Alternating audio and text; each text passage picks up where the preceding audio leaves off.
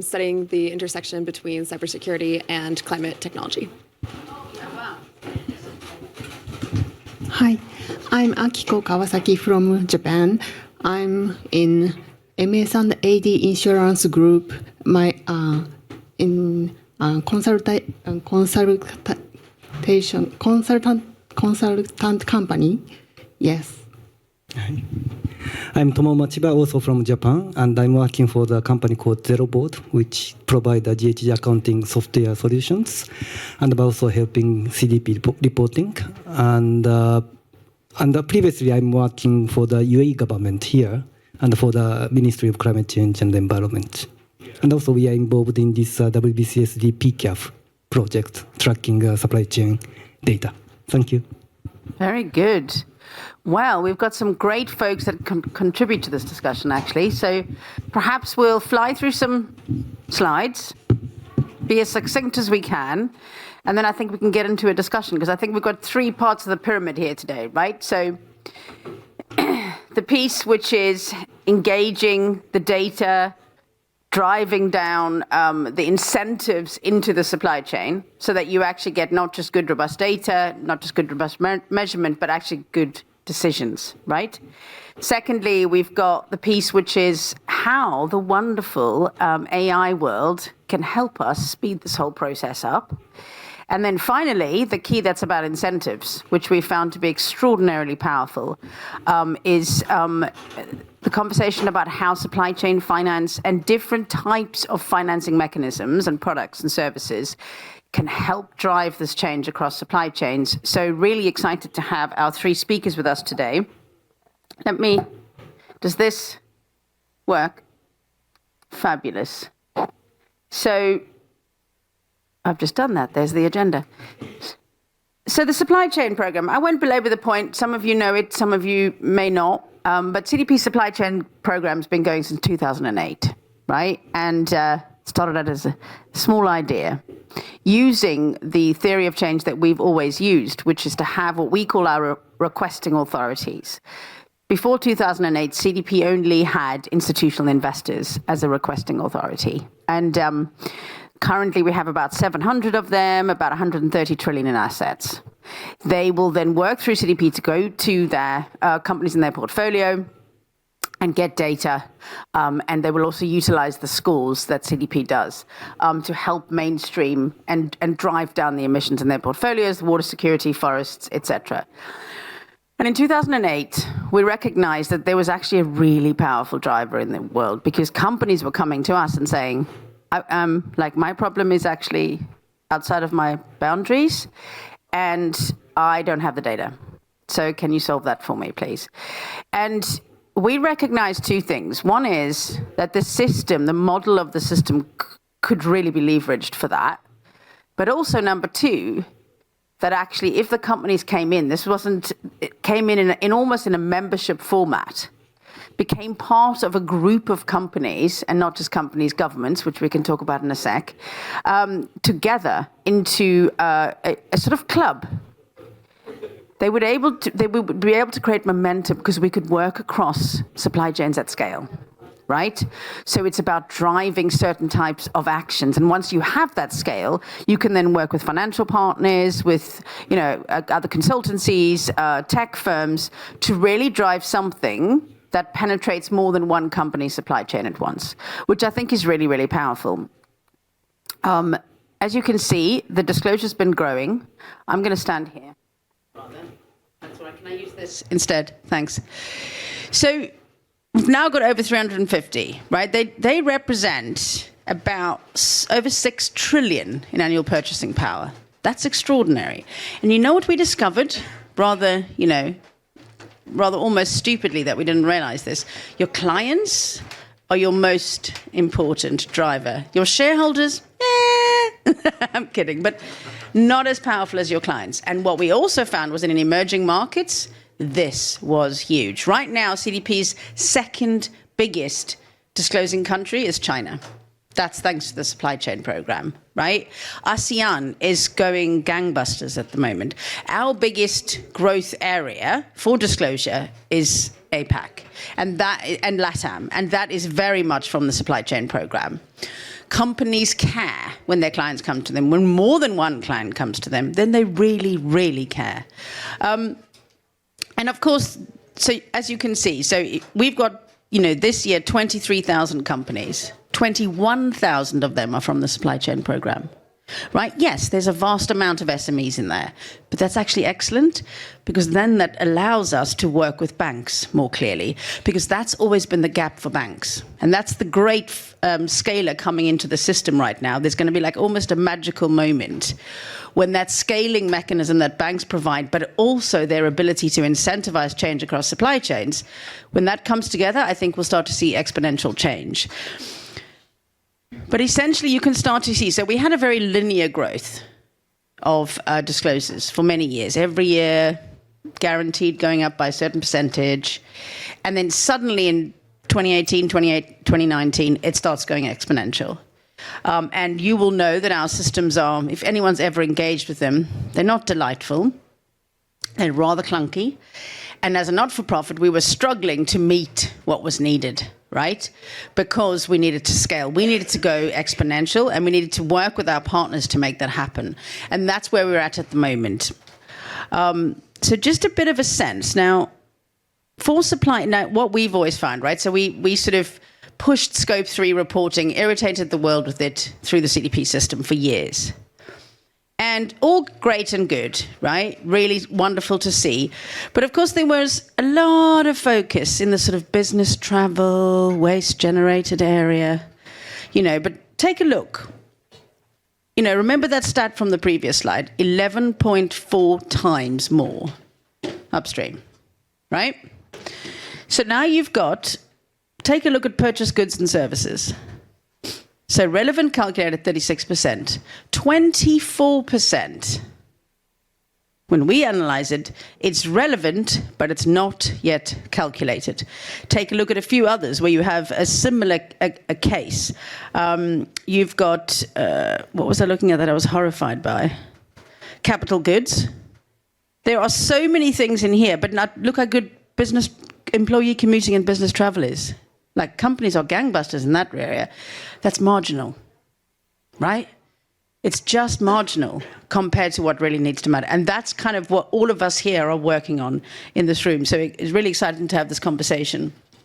I mentioned governments. So we have some governments as supply chain members. The Japanese government used to be a supply chain member. They need to come back. The US federal government's been a supply chain member for many, many, many years, since George Bush's administration, George W. Bush. And you will have noticed that the Biden-Harris proposed rule hasn't been passed yet. But in there, it very clearly says companies should disclose and they should set a science-based target. And it references CDP. And that's because federal government's suppliers, at least 2/3 of them, have been annually disclosing through CDP system. And the data goes back to the government and they actually publish it on their website. Don't make it loud, for obvious reasons, but it's always been there and it's been a very powerful driver of change. My point in that is that procurement is both the most untapped resource that governments have. Without having to pass much policy, they can shift something, and it's the same within companies. So what's going on for us in the future? We've got continued growth and disclosure, how very, fascinating that story. But there's something inherent underneath that, which is for us to be able to support companies, to support banks coming into the system, to be able to allow for that exponential growth, we need to be able to scale. And we can no longer do it with clipboards, spreadsheets, and a lot of sweat equity, which is literally what we've been doing. People running around, armies, phoning, doing stuff. And if you've had to engage with it, you end up with, it's quite cumbersome and really quite annoying. And I'm being very, very kind to us right now. So we have been sprinting, and we've been really, really grateful for our work with partners and others who have lent in donors to support us doing this and building a tech build and a whole new framework. Okay, so the main thing I would say is for companies who work in our supply chain and our partners will be in an interactive portal space, right? I'll just put it that way. It's very, very simple to conceptualize, but ultimately you're not in a world of clunky spreadsheets. You can assign your companies, same with banks, same with institutional investors. We're coming into a world of self-service where we can have companies seek to drive something in the system, and ultimately our framework is a question bank, and it's integrated, right? So we're bringing climate, water, and forest together, biodiversity, plastics, and we will be expanding across all environmental boundaries. So really quite exciting. A lot of sprinting going on at CDP, a lot of support from partners, which we're really grateful for. We've also, of course, got the partnership with CO2 AI to help with product level data, which is vital. We're going to talk about some of the solutions that potentially we're starting to see with AI for Scope 3. We've worked with partners, we're working with Accenture, we're working with other partners, really looking at how AI can actually help in the most efficient way, right? To really glean all that data set that we have. Some of it's really chunky, messy data, and there's a lot of it. But it is ultimately the biggest data set on record from reported data.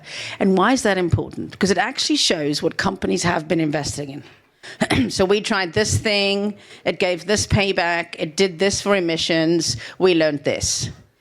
Now, if our data was structured, I could have told that story, right? But it hasn't been, because companies have been learning and innovating, and our systems been evolving. But AI can help us to look at that, to actually glean insights from it, to engage with companies and with NGOs, with governments, as they seek to go in and learn something from it. What can they glean from this? What actionable insights can they draw from that? And I'm hoping Maurizio will be coming into how that actually can work and the potential that AI has in this space. And of course, coming back to the fact that AI on its own won't do anything.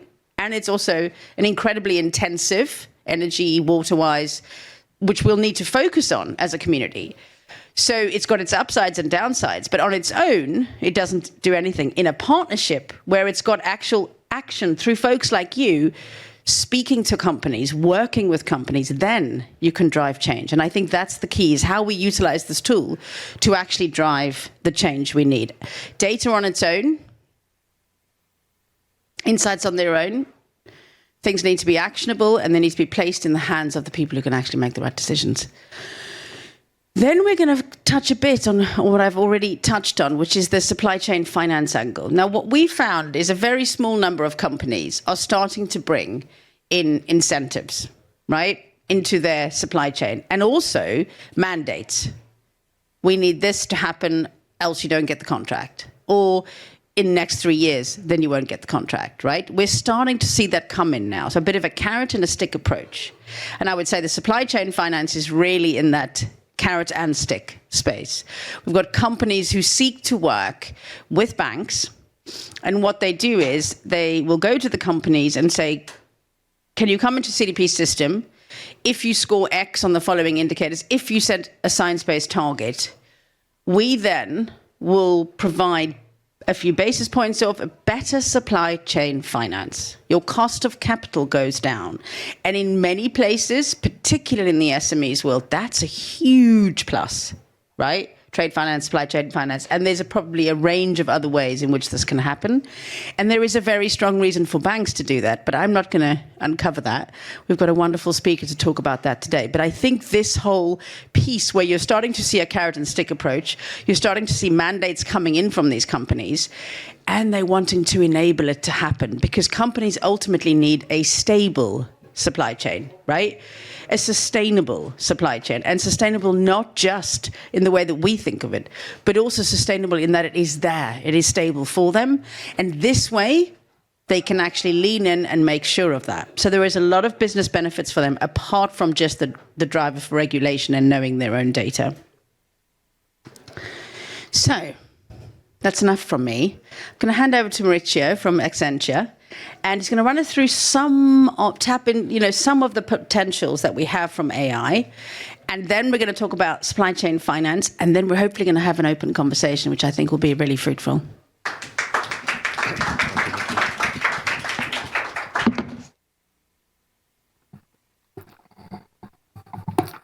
Nikki, thank you so much. And by the way, as we're a small group, let's have a conversation. So if anything, please just stop me, raise your hand, say, what does that mean? So it's really fantastic to be here. Super proud of the partnership with CDP. We're long-standing partners since 2009, really trying to crack this enormous problem of driving action through data. Today, we're excited to share some of the ideas we've been exploring. This is still, we're still in discovery mode here because we have a strong belief that these new technologies, not only generative AI, which is a little bit what I'll focus on today, but other advanced digital technologies, that the role that they can play in radically accelerating the uptake of programs like CDP's supply chain program. You saw there, fantastic, amazing job on the increase on the 27% year-on-year growth, and a lot of that coming from supply chain. We're looking to see how can that become 270,000, 2.7 million, which is, like what we need to get the transparency to be able to make the, capital risk allocation decisions, to make the right decisions around decarbonization and climate change.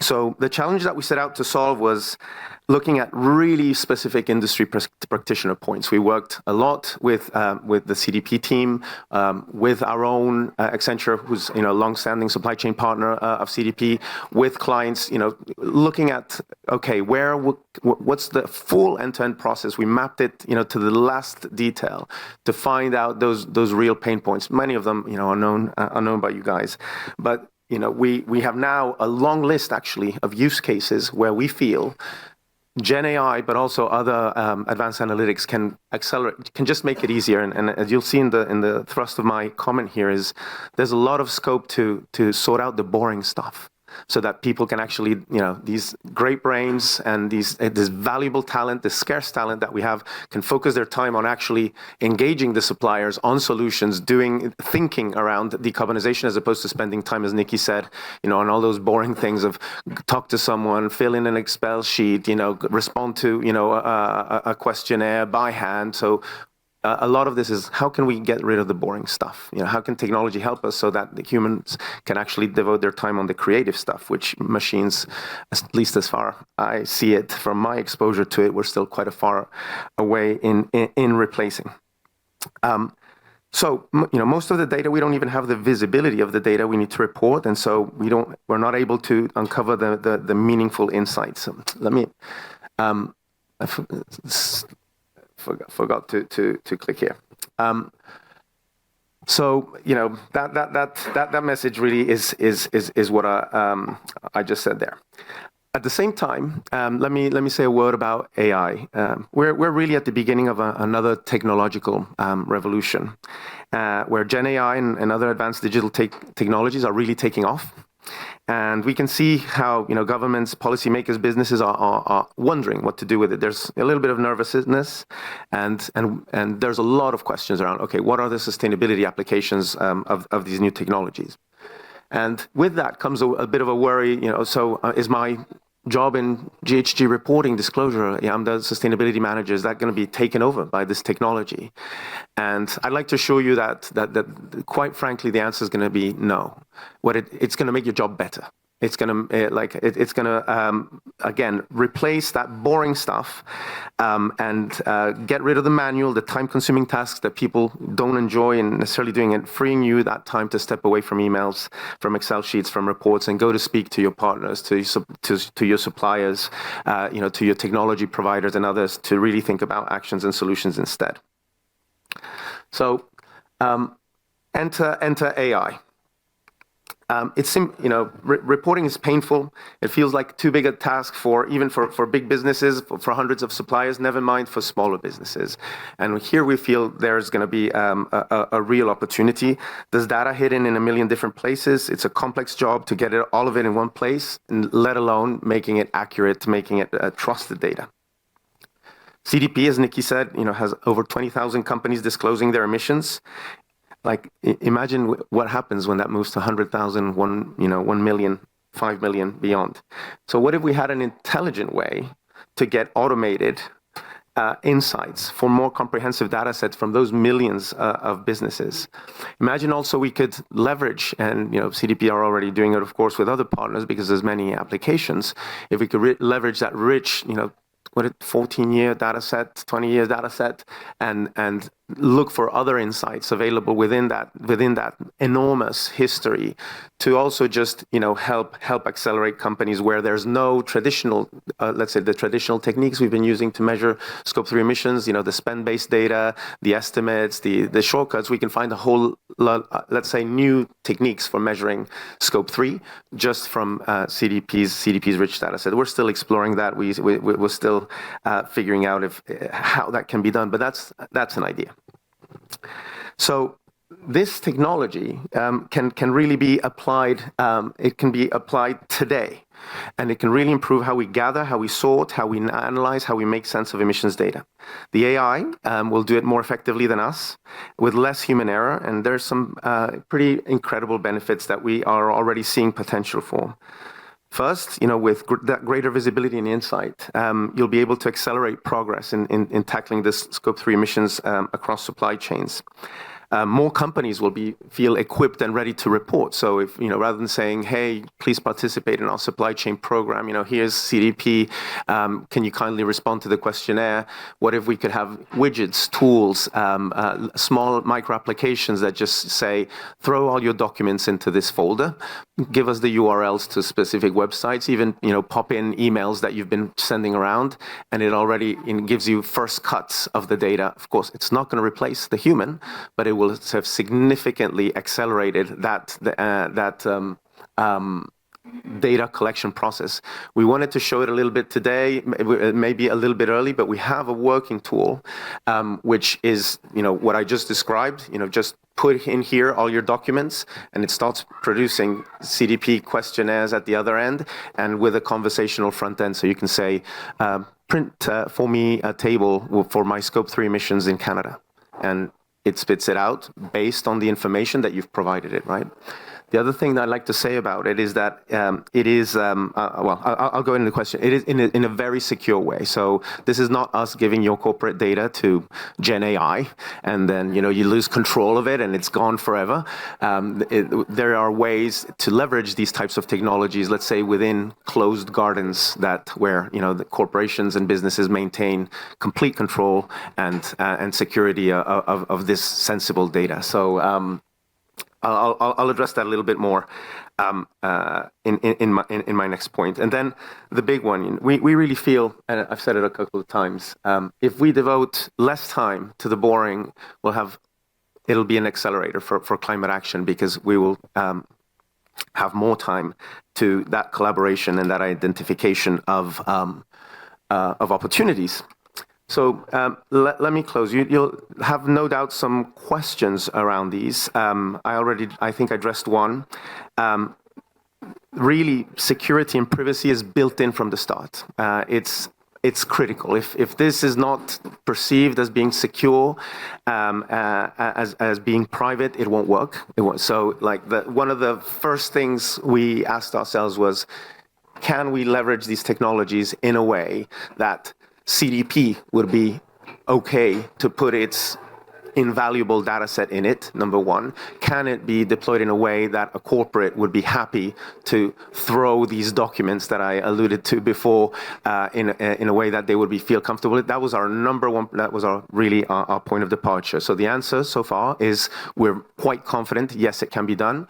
And Gen AI and AI technologies are being used in other domains, including with defense companies and governments. So there are technological ways and design principles through which this can be done.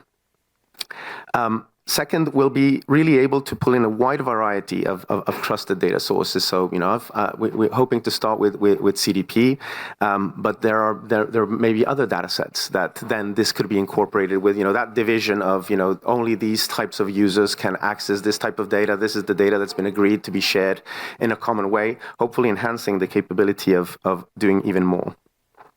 And finally, everything we've done is really anchored in deep user research. So we have absolutely worked on what are the key user pain points. We've already developed, like I said, a series of high priority use cases, thanks to our friends at CDP, thanks to the several corporates that we've been engaging on and our own supply chain program.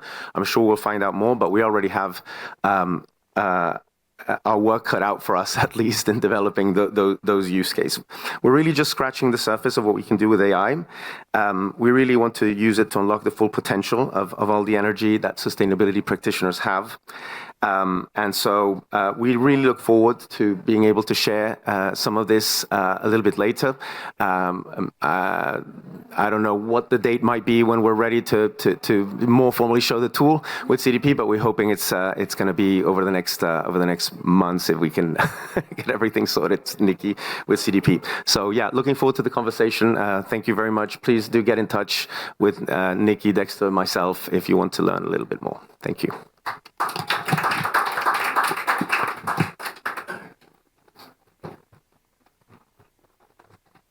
So now we're going to touch a little bit on the other side of that. So we've got how AI can literally make our lives much better and hopefully have us not doing less of the boring and placing our energies in the things that are not boring and are actionable. So I think that's really exciting.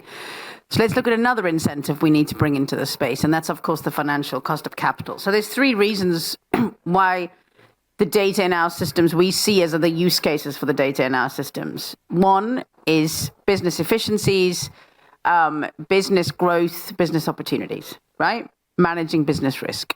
Two, the use case is capital, cost of capital. That's really, really, really vital for companies. And it's consistently been shown in various academic papers that the disclosure through CDP system, being scored, being engaged with your investors and with your buyers, your clients, does cause better cost of capital, right? There is a use case there that is valuable and is why companies go through the pain sometimes of engaging with our system. And then, of course, the third is policymaking and compliance. Now, let's come to that capital, cost of capital. How vital is it? What is its ability to drive change? We've got with us Jennifer Chamas. She's regional head of sustainability at the Global Commercial Banking, the MENAT region HSBC. So essentially the person who works on sustainability across this region. So really kind of a great sort of relevant to today's conversation, given where we're at. We took a look at the number of companies who actually disclose that, well, the number of members who disclose that they have incentives for their suppliers, financial incentives. It's like 270 or something, right? It's a very small group. So more mandates are coming in, more targets are coming in, but that incentive piece is going to be so vital. And I'm hoping that we can open up that conversation now because there's been some pilots, some really exciting lessons learned, and let's see how we can scale that up now. So please, Jennifer. So, hi everyone. So Jennifer, I head sustainability for our commercial bank at HSBC in the region. And what that means is I sit within the line of business with our customers and bankers, and I engage with corporates on their sustainability strategies. Obviously, that includes their own operations as well as their supply chains. Although I'm representing and my role is MENAT focused, I work obviously very closely with our global team and Natalie Blythe, who heads our sustainability for our commercial bank globally. She was just here, but she left after 7 days of being in Dubai. So I have the pleasure of leading this conversation. I guess I just want to start with what we're focused on, and we'll get to supply chains. So we have 3 levers in our strategy in the commercial bank. The first is to transition all of our customers, and we don't want to leave anyone behind. So we're having direct dialogue with our 1.3 million customers on what is your sustainability strategy, what can we do to help, what is the financing support that you need, and just more generally the guidance that you need to transition. So that's lever 1, and it's the first circle. And our three levers, they overlap, and I'll come to that in a second. Lever 2 is transitioning supply chains and transforming systemic transformation across supply chains, which we all know need to happen, right? And HSBC is the largest trade bank in the world by a factor of 2. So we feel we have a definite role to play in ensuring that we are moving capital in the right places, engaging our customers' supply chains. And the levers overlap because, as you can imagine, a lot of those corporates that are in the supply chain of our customers are also our customers, right? So that's why if you double click on kind of lever 2, you get to HSBC customers who we're engaged with directly as well, and we're transitioning.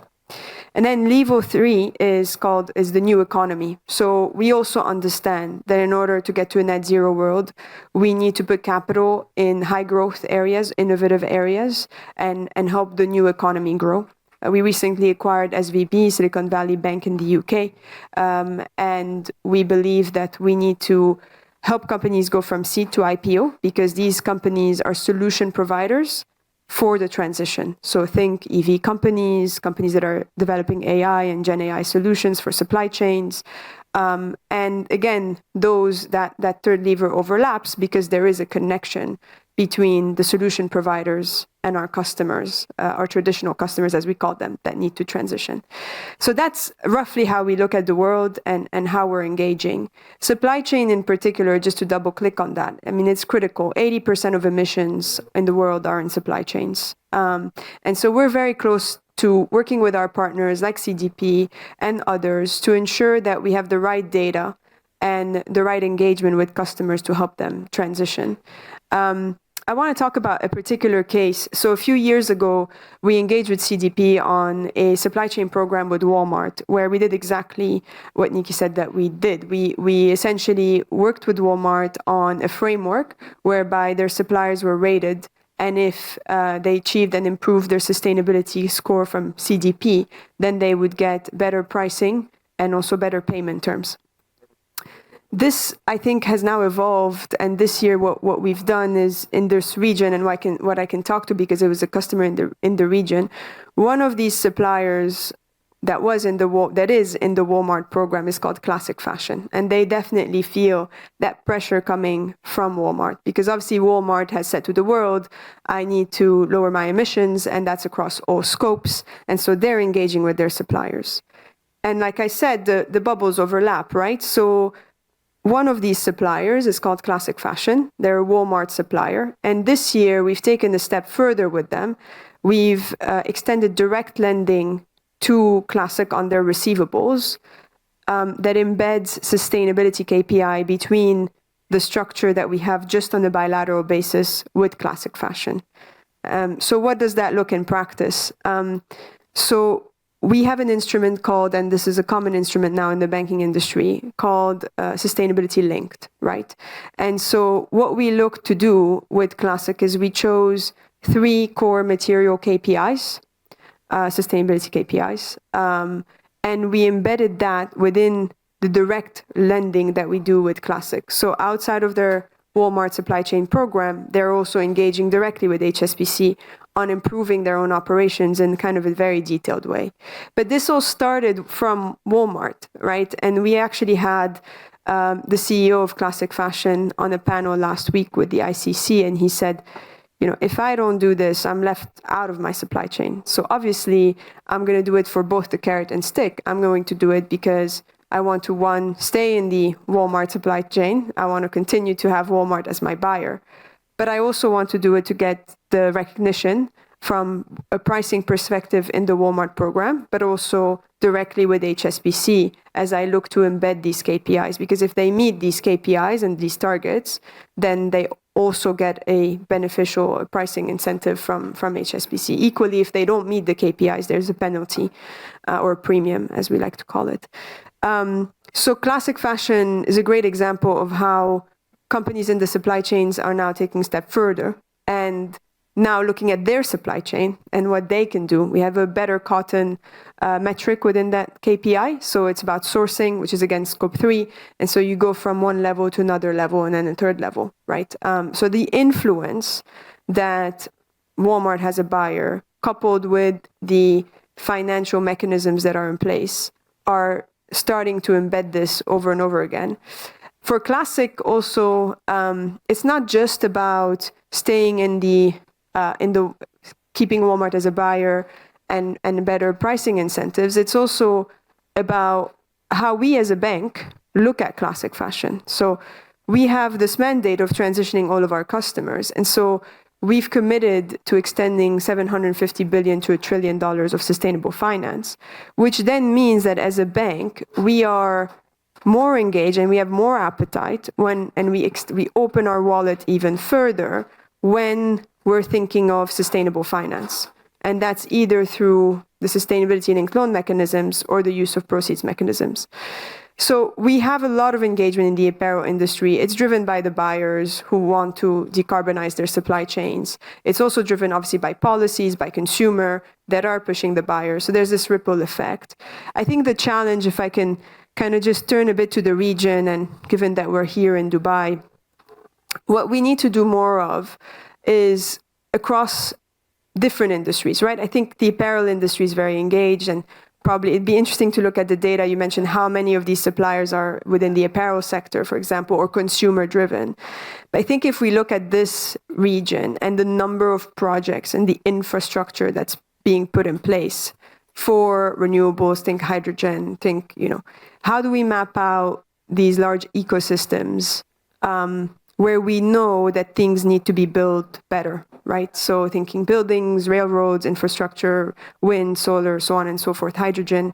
And I think for me, at least sitting here, that's something we've been trying to do more of. So similar to the Walmart Classic, taking Aldar Group or Amar or these large, big project owners and understanding who they source from a buildings perspective, because that's a critical also industry to decarbonize. And what are the solution providers? So not just subcontractors, but then the companies providing materials to these subcontractors that can provide green cement, green steel. How do we ensure that these projects are run in a sustainable way?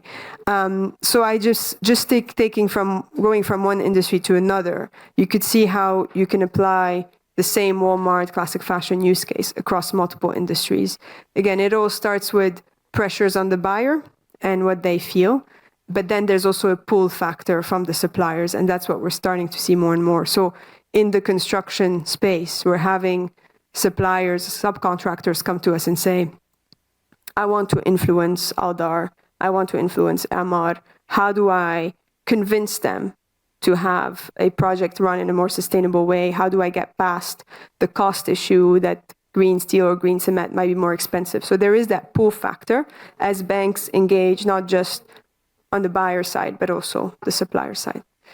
So hopefully that covers a bit. Sorry, I was planning more of a panel discussion, but hopefully that kind of covers the critical bits of finance and what banks can do to enable the transition. Let's go up there. Thank you.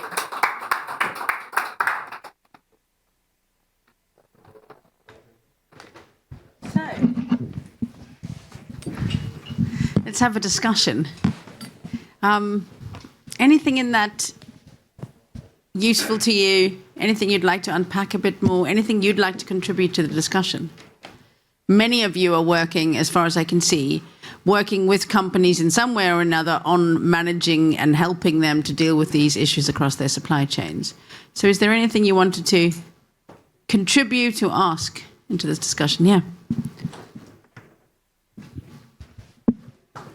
So, as I said, one of the things we do is help companies with supply chain decarbonization specific to individual commodities. And right now, for a particular client, we're evaluating supplier projects, supplier initiatives to identify the validity. I feel like I'm getting a weird echo from here. No, it's all right. I'm getting the validity of these projects in terms of are they actually reducing by whatever they're claiming to be reducing by. The challenge is the quality of the data and missing data. And I think that's an AI opportunity as well to help us identify where, because right now we're looking through tons of documentation and it's very inefficient. And it would be great if we could more quickly get to that evaluation of quality, identify where there are issues, and also identify where there are missing gaps. So it's kind of an open question of, is that something any of you are working on, or is it something where you know a solution may be present? Yeah, great. We can come to that. Anyone else? So we can, yeah. That's a really great question. Thank you. Hello. As you said, Nikki, it is really a fact in Turkey too. It's like when the companies are invited by their investors, they can just ignore it for a year or two. Sometimes it's like longer than that. But when it comes from their suppliers, it's like the buyers, then they cannot say no. So they have to do something about it.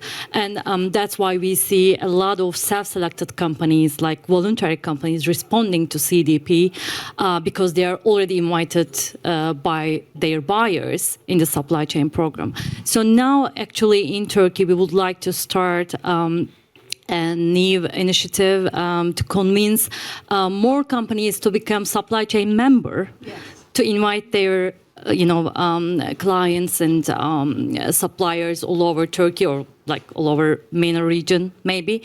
So we would like to learn more about your ideas, how to convince those companies to be a member. And still the sample is very small in Turkey, but I don't know, maybe we could have more companies interested in that, and it will be more effective.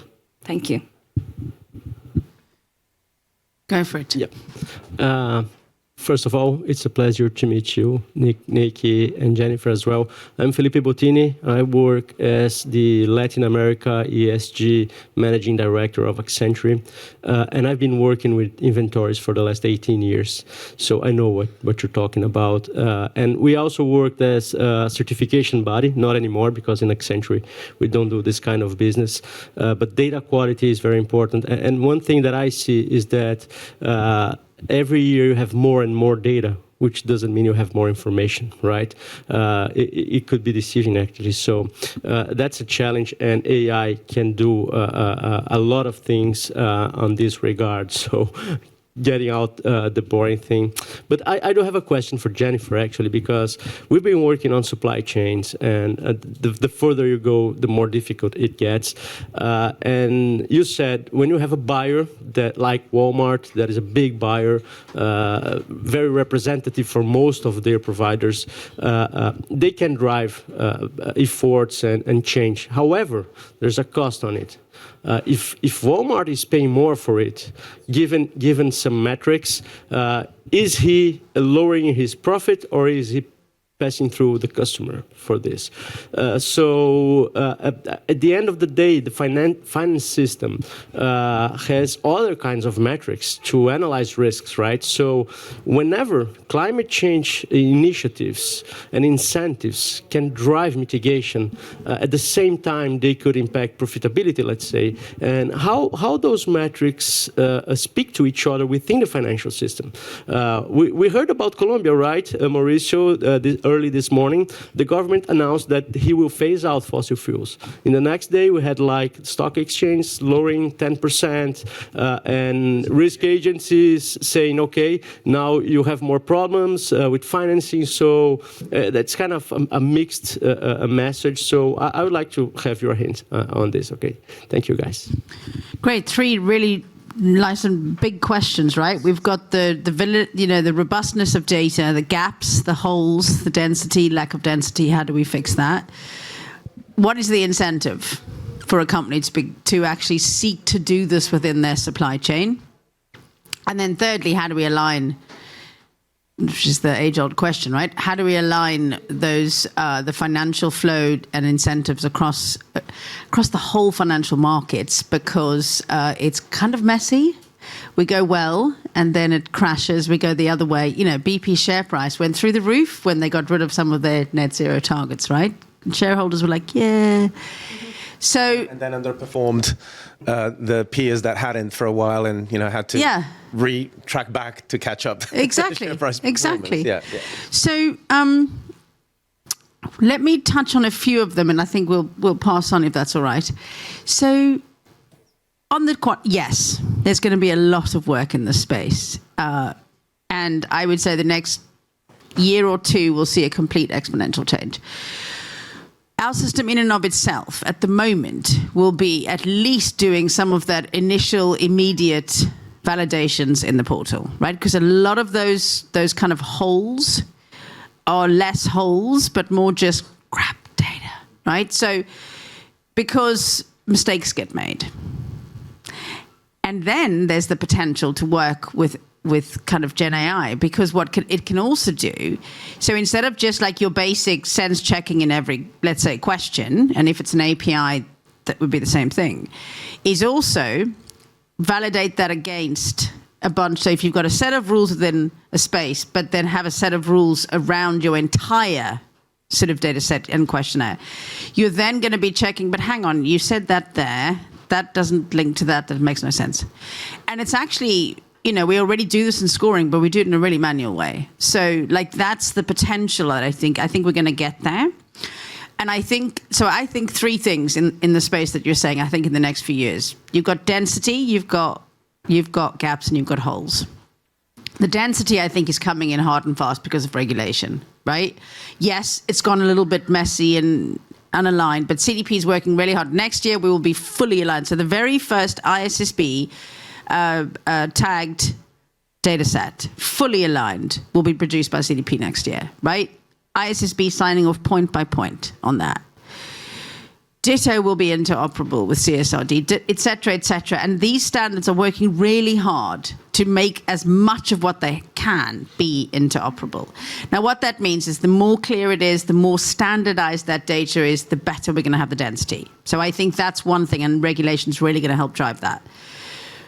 Then you've got the gaps, right? And the gaps are what you've been saying. They're also just companies are not disclosing that, right?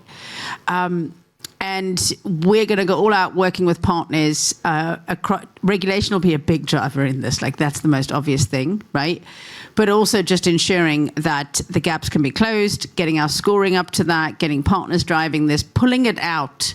Once you've got a much more interactive portal and our staff and our partners' staff and companies disclosing in our system and working in our system aren't spending a lot of their sweat equity just doing that instead of actually driving something, we can actually start to really close some of those gaps and push the data to be far better. And then thirdly, you've got the holes, and that's where we can then pivot our system to. In other words, what CDP and its partners are really good at creating, which is creating data, not collecting data. And that's a very different thing. So pushing into the areas that are yet not seen, because we've got a long journey to go. So we need to speed up on what we do know, but there's a lot that we need to move into, particularly in the nature area. So I'll stop with that. I'll come back to supply chain membership, but I think it's better if companies answer that one. Let's get a sense from them as to why they were incentivized to work across their supply chain. And then we come to the finance ones. If you want to go next. Just on the gaps and what you're referring to. So as banks engage with their customers on their transition plan, we want to also fill those gaps, right? And sometimes disclosure policies and the supply chain pressure is not enough, and you need the bank pressure. And so what we've done this year, I'm very proud to say that, and we haven't done it in any other region, but with HSBC, we set up something called the Sustainable Business Accelerator Program. And it was because at the beginning of the year, companies were like, okay, great, you're telling me about the sustainability thing, but where do I start? I need help. Like, I don't have resources. I'm an SME in this region. I don't have supply chain pressures. I don't have investor pressures. I'm a privately owned businesses, and I don't see the regulation coming through. The only person that's asking me is you, Jennifer. So what are you going to do about it? So we set up this program with our partners, Diginex. They're an end-to-end disclosure digital tool. Probably some of you have heard of them. And we got 90 customers signed up to the 6 months program where they went from nothing to foundational sustainability strategy in place by COP. Out of the 90, 25 successfully have now a sustainability strategy, but it was tough, right? I mean, we had 6 modules, 4 hours each month. We had one-on-ones with Diginex. We had a lot of engagement, but they're so proud. And the result that these companies, and we gave them an award just on the December 5th for those that have completed, and they're now recognized as having a foundational sustainability strategy in place. So banks also have a role to play, not just in terms of, eventually providing the financing. But before that, we have partners that we want to engage with to make sure that we're filling those gaps, because we need to be proactive. And the reason why we care, and this comes to the incentives a bit, is, obviously we want to do good and we want to meet our net zero targets, but we also want to get paid back, right? As a bank, we want our loans to get paid back. And we all know that if you're not going to wake up to the sustainability agenda, you're going to get swallowed by it, and eventually this will start to impact your profitability, right? You will either Walmart will buy you out of their supply chain, or consumers will put the pressure on you and won't buy from you anymore. Regulations will come hard and fast. So we know, and this is why as a bank we're engaging. And so when customers come to us and ask, why should I do this? We give all the reasons, banking wallet, pricing incentives, but the ultimate truth is it needs to make sense, and you have to have the business case lined up and needs to be clear.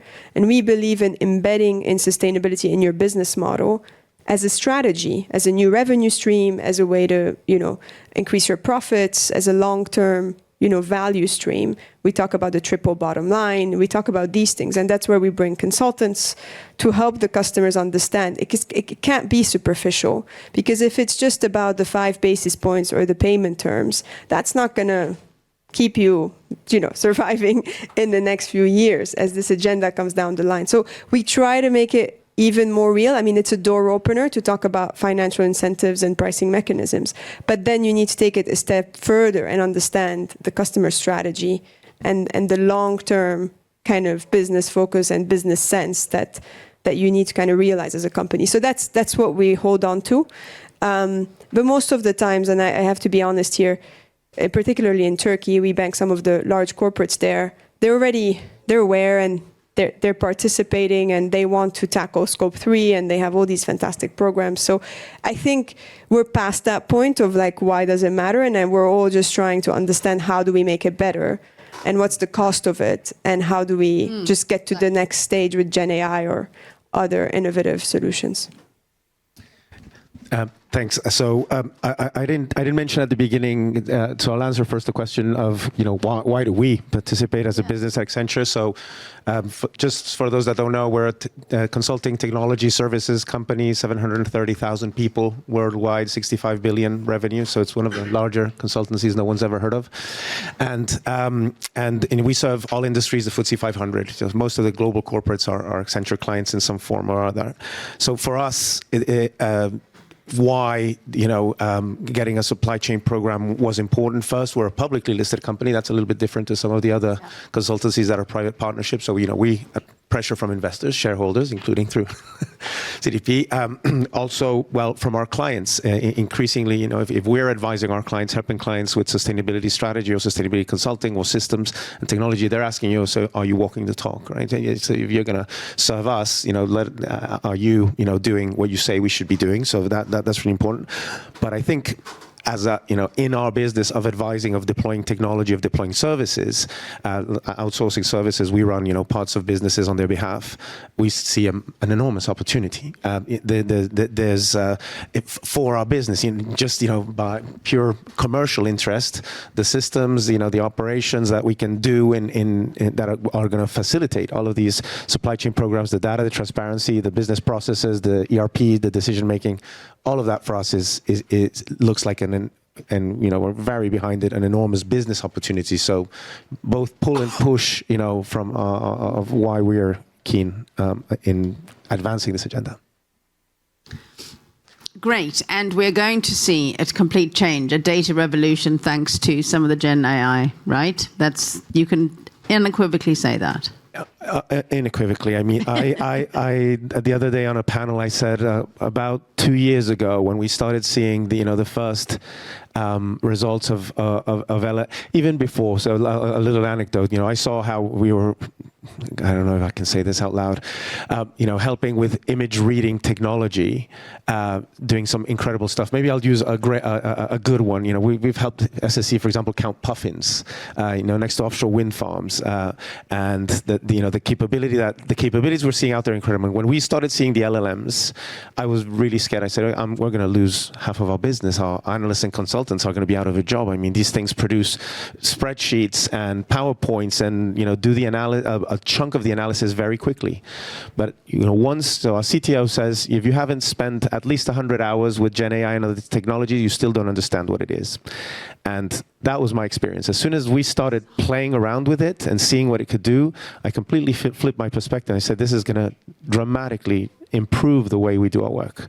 We spend less time collecting stuff, less time, doing the basic analysis, because the human is always going to be there. We're very far away from replacing the human. It's just that the human is going to do, as I was saying before, just higher quality, higher value add job, being able to think, being able to reflect, to engage, rather than, fill in the Excel table, etc. I mean, the capabilities are really impressive. I hope we're going to be able to showcase it soon publicly, Nikki, just to show in that application that this first use case that we've been working on, which is, throw documents at it and let the tool organize the documents, structured, unstructured data. It's very impressive. Yeah. Thank you. And I felt like we didn't address your question, which is obviously the biggest question there is right now, right? I mean, it's been probably asked for the last 23 years of CDP's existence. How do we get the cost of capital, the capital incentive and the whole capital market aligned with this? Without it, So I think it starts with the data, because bank regulation cannot change. So cost of capital allocation internally within a bank cannot change until the regulators are comfortable that if you embed, for example, sustainability in your credit assessment process, that there's an accurate way of doing that, right? So at the moment, it's all quite theoretical, right? If you are a sustainable business in the future, you will likely be more profitable type of hypothesis that we're all believing in, right?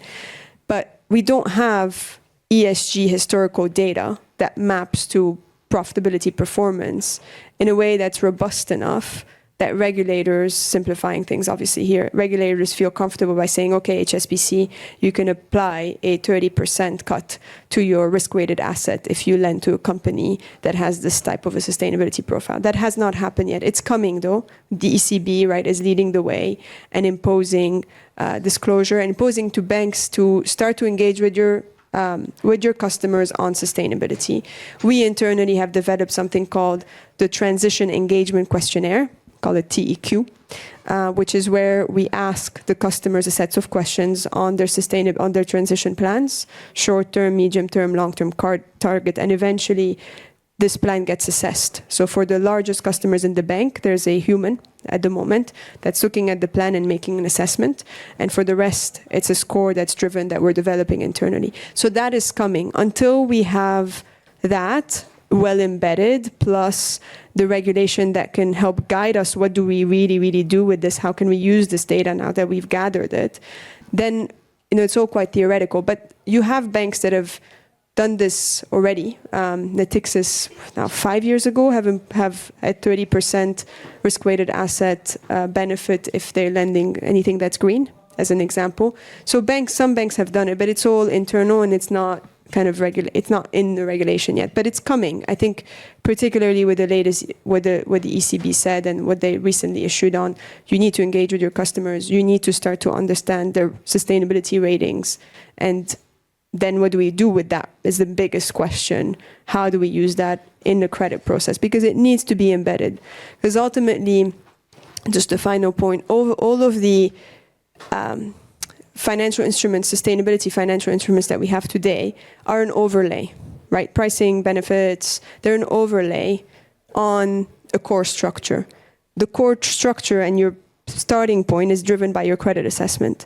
And that's what, hopefully in the future, as we get more data, we can start to influence. And so we won't really need anymore this overlay. But this was the starting point for a lot of the banks. And I think we're hopefully getting to a next stage where there's more embedding that's happening. Hopefully that helps. I don't have the full answer, but it's a tough question. Yes. A very tough question. I asked for insights. I knew Yeah. there is no answer. Yeah.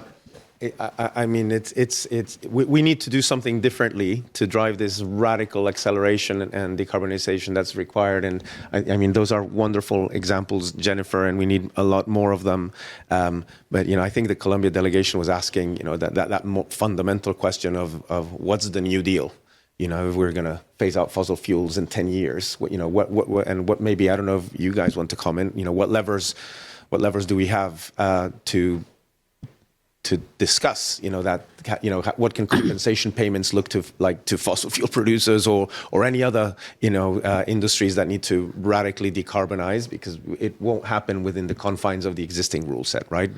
No. Yeah.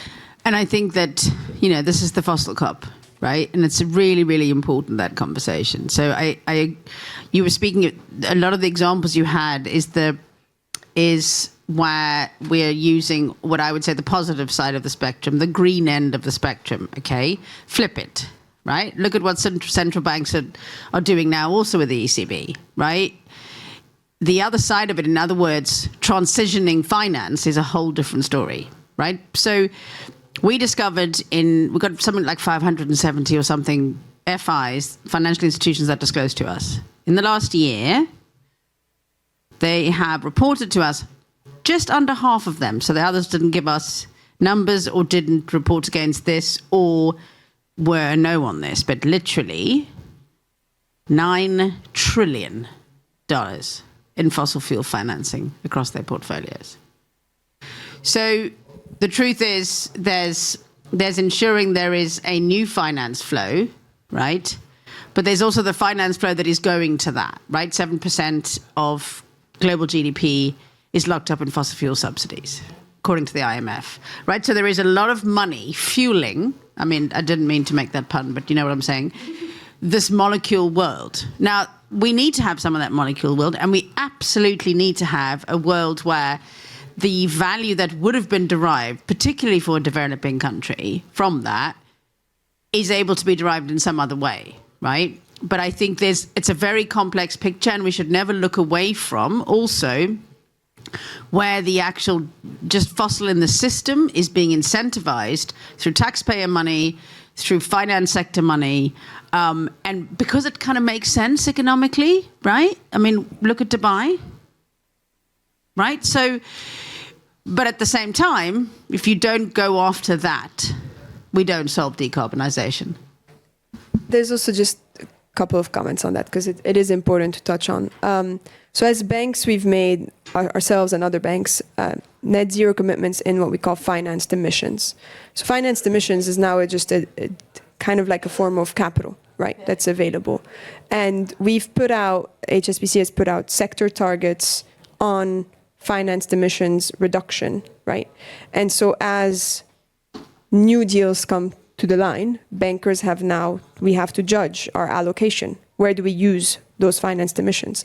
And so it's being more and more embedded. We also obviously have our energy policy, which prohibits us from doing certain activities. But that engagement is critical. And the last piece I would say is transition finance, the definition of it, and how embedded it is today. We're not there yet either. No, so how do we know when a lending that we're providing to high-emitting sectors is actually helping the transition? Because we all know we want a just and fair transition. It's not a light switch that's going to happen. So what is that capital going the right way or the wrong way, right? And that's something that's being developed and discussed more and more within the banking industry as well. So there are tools, and the topic is evolving. We're not there yet. We have a lot of work to do. Absolutely, absolutely. So final thoughts, Mauricio, and then we'll kind of close down the session. I'm sure they've got something booked for this room afterwards. But I wanted to note that there was one word I thought we were going to mention and we didn't, which was CBAMs. Yes. And maybe on an upbeat note, we wanted a global carbon price. Copenhagen failed at doing that, and Christiana Figueres came up with a wonderful idea of the Paris Agreement, bottom up. Everyone just come with their best contribution. Let's do that. And I think the CBAMs are the response to that. Everyone's doing their own thing, and so we want to protect ourselves but be respectful of the others. I think that whilst we sort out new new deals, which I have no idea which shape or form they'll take. These border adjustment measures are going to drive a lot of data discovery and pressure throughout the system through supply chains, because if the European Emissions Trading Scheme price is going to trickle down to other geographies, North America is a bill on CBAM going to, I think, being discussed bipartisan bill. UK, I hear there's 6 other CBAMs out there in the making. Those carbon prices are going to drive it's a stick. So we'll get a lot more data disclosure in supply chains through that. Absolutely, and it's not just the price that's the important. But speaking as someone who worked on carbon pricing for years, actually that's not the thing that's important about CBAM, in my view. Deeply geeky thought. I think what it does is fix the accounting right at the base of it, right? One set of product level accounting, one way of seeing the world. You standardize that, you're in a whole new ballgame. So anyway, this was a really lovely discussion. Thank you very much for coming, and hope to see you again soon. Thank you. Thank you.